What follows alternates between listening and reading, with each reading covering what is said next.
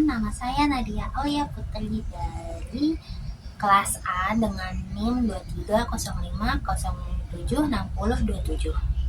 Di sini Nadia mau ngejelasin dari materi pertama, yaitu apa sih belajar dan pembelajaran itu apa. Terus kita juga Nadia mau ngejelasin ada kenapa sih kita butuh belajar, kenapa sih kita butuh pembelajaran, kenapa sih kita nggak instan aja belajar. Semuanya harus ada proses. Instan aja perlu dimasak dulu, bisa dimakan. Ini pertama-tama Nadia mau ngejelasin apa itu belajar. Belajar itu merupakan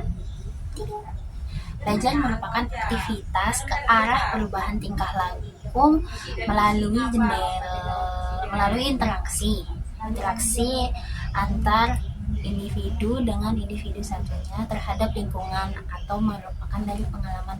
Misalnya kayak belajar itu kayak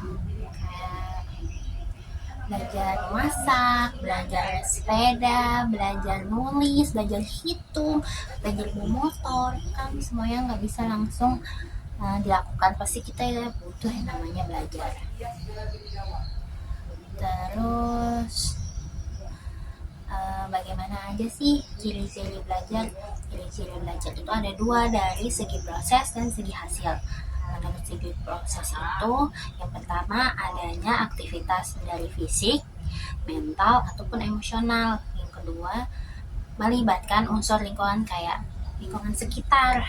Yang ketiga, itu bertujuan ke arah terjadinya perubahan tingkah laku. Terus yang kedua itu dari segi hasil.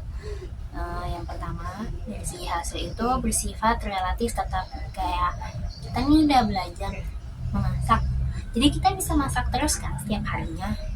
Nggak kayak sekali bisa masak, habis itu nggak bisa dong. Itu pasti kita bisa masak kalau kita tekun belajarnya gitu. Yang kedua itu diperoleh melalui hasil usaha, ya kan? Kita itu perlu usaha, semuanya itu perlu usaha, nggak ada yang instan di dunia ini. Mie aja perlu dimasak. Terus kenapa sih kita itu perlu belajar? Kenapa kita perlu belajar? Pertanyaan yang sebenarnya bingung juga jawabnya. Pokoknya kita itu pertama, kenapa kita perlu belajar itu karena potensi manusia itu bersifat laten dan terbuka. Kayak sifat manusia itu tuh kita perlu belajar buat hal-hal baru. Yang kedua itu perkembangan manusia lebih banyak terjadi secara instinktif atau alamiah. Terus sekarang kita masuk ke pembelajaran. Apa sih yang dimaksud dengan pembelajaran? Belajar sama pembelajaran itu beda ya. Pembelajaran adalah penyediaan sistem lingkungan yang mengakibatkan terjadinya proses belajar pada diri siswa.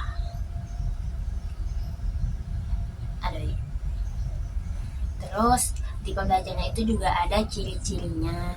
Yang pertama itu ada unsur guru. Yang kedua itu ada unsur siswa. Yang ketiga itu adanya interaksi antara guru dengan siswa. Yang keempat itu adanya aktivitas guru dan siswa. Yang kelima itu bertujuan ke arah perubahan tingkah laku siswa. Yang keenam, proses dan hasilnya terencana atau terprogram. Terus kita juga kenapa sih perlu yang namanya pembelajaran? Kayak belajar tadi, sama jawabannya, karena kita butuh. Yang pertama itu peristiwa belajar tidak secara terjadi atas inisiatif dari diri sendiri. Enggak dari diri sendiri, pasti ada dorongan. Kayak itu ada sesuatu yang bisa mendorong. Yang kedua itu diri sendiri ini memerlukan bantuan untuk mengembangkan potensi yang ada pada diri kita sendiri. Kayak kita ini misalnya mau mencoba sesuatu yang hal baru, misalnya kayak melukis, itu kan butuh proses.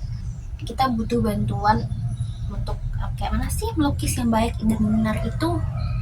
Yang ketiga, perlunya lingkungan yang kondusif guna mencapai perkembangan individu secara optimal. Itu kayak misalnya nih, kita pengen belajar buat ujian, tapi keadaannya lagi misalnya di rumah ribut, banyak anak kecil dan segala macam. Itu pastinya kita jadi nggak fokus kan sama apa sih yang mau kita pelajarin itu. Jadinya kita kayak bingung sendiri kenapa. Terus ada faktor-faktor ya apa saja yang mempengaruhi proses dan hasil dari belajar dan pembelajaran. Ada faktor-faktornya juga. Yang pertama itu tentunya ada guru, ada siswa, ada tujuan, ada materi, ada instrumental, dan ada yang keenam yang paling penting juga ada lingkungan. Pasti kalau misalnya kita mau belajar, pasti kita butuh sesuatu yang bisa mengajarkan kita seperti guru. Terus pasti kita butuh tujuan buat apa sih kita mempelajari itu. Terus ada materinya, ada mental kita juga harus yakin supaya bisa belajar, dan juga ada lingkungan yang kondusif seperti itu. Yang pertama, faktor guru itu ada dua, yaitu kondisi fisik dan kondisi psikis. Kondisi fisik itu keadaan kesehatan fisiknya itu secara umum seperti sehat. Amin. Yang kedua, kondisi fungsi indrawi. Terus yang keduanya lagi, kondisi psikis. Yang pertama itu keadaan kejiwaan. Yang kedua, suasana kejiwaan. Karena kejiwaannya baik. Yang kedua itu kompetensi pedagogis, kepribadian sosial dan profesional. Terus ada faktor siswa. Nggak mungkin dong ada faktor guru tapi nggak ada faktor siswanya juga. Faktor siswa itu ada dua juga, kayak faktor guru itu yang fisik dengan psikis. Yang fisik itu sama kayak guru tadi, kondisi kesehatan fisiknya secara umum. Yang keduanya kondisi berfungsi indrawinya. Yang kedua itu kondisi fisik, itu ada bakat, minat, kemampuan, motivasi, situasi kejiwaan.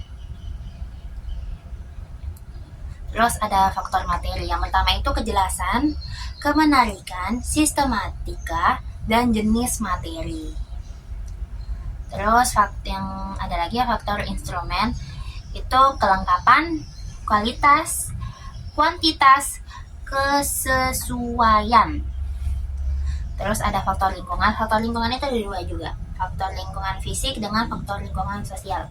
Faktor lingkungan sosial itu kayak suhu dan kelembapan udara. Kalau misalnya kita belajar nih di suatu ruangan tapi ruangannya itu panas, pasti itu kayak panas, nggak bisa, kita harus yang bisa enak di tubuh kita juga bagaimana. Terus yang lingkungan sosial itu kayak manusia dan representasi manusia. Oke, segitu dulu aja dari Nadia. Sampai jumpa di video selanjutnya. Dadah!